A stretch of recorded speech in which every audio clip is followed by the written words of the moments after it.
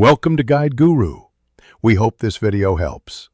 You start by preparing the essentials. Confirm the emulator build and that your PC meets CPU, GPU, and RAM minimums so performance scales. Next, get a legally owned game image in a supported format. This avoids load errors.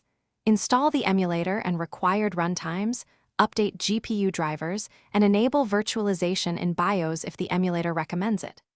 Once done, place game files in a clear folder and launch the emulator for the first-time configuration screen. Make sure to run as administrator. You now configure the runtime settings. Point the emulator to the game folder or mount the ISO and let it scan. In graphics, choose a backend like Vulkan or DirectX 12, set resolution and texture scaling, and toggle VSync to reduce tearing. Map inputs to your controller or keyboard, set audio device and choose Save Directory. Once configured, launch the game and observe performance metrics.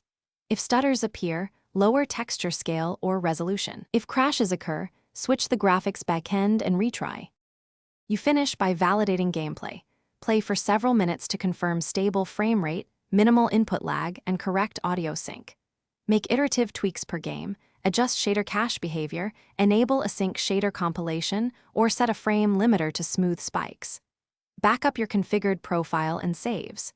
If things go wrong, consult the emulator log, update to the latest build, verify your game image integrity, and reinstall runtime libraries as needed. These steps resolve most crashes and compatibility glitches quickly. Thanks for watching. Consider subscribing if we helped you today.